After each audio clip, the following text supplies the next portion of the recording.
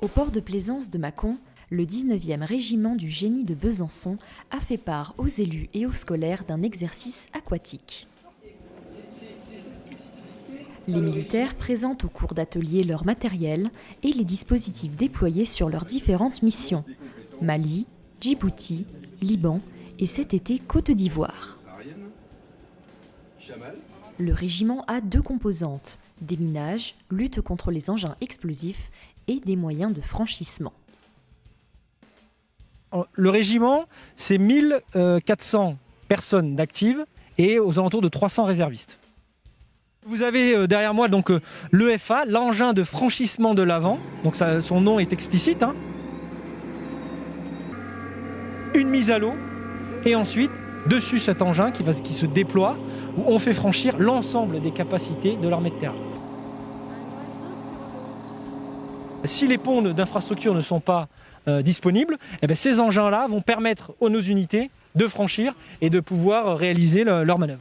Donc un engin va pouvoir permettre d'aligner aux alentours de 23 mètres linéaires d'équipement à faire franchir.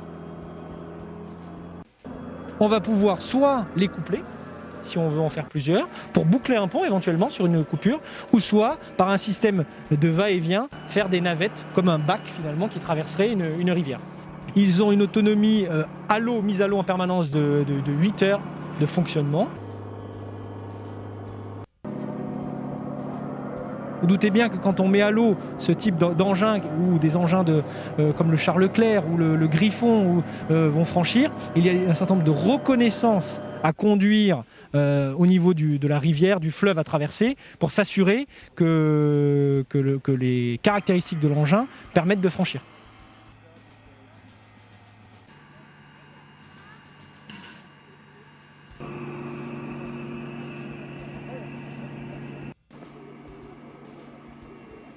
La classe sécurité-défense du collège Jean Villard était présente pour cette démonstration militaire.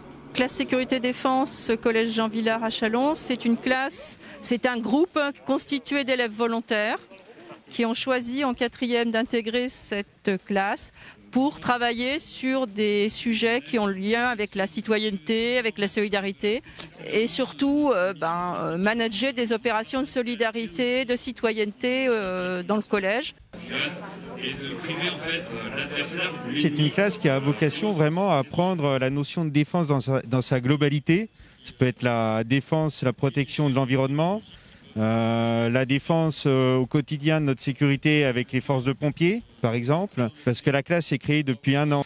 On peut faire un petit peu de géopolitique, on peut faire un petit peu de symbologie militaire. Après, on peut mettre en œuvre des projets comme Nettoyons la nature. Et puis, dès qu'on peut se déplacer, comme aujourd'hui à Mâcon, pour voir du matériel se mettre en œuvre, ou tout à l'heure dans la caserne de pompiers, vraiment, l'objectif que l'on veut développer, c'est de mettre en contact les élèves avec des personnes qui s'engagent. Moi, j'ai choisi cette option parce que j'aime bien tout ce qui parle de l'armée et j'aimerais bien plus m'intéresser à tout ce qui est sur ce domaine. J'ai participé le 11 novembre en tant que porte-drapeau. Donc j'étais porte-drapeau pendant toute une matinée. Tout ce qu'il y a eu, ça peut m'apporter des trucs sur la Seconde Guerre mondiale et tout. Parce que c'était lié à ce que je vais faire plus tard. Enfin pompier, marin-pompier. Et ça apporte beaucoup de connaissances par rapport au métier de la marine.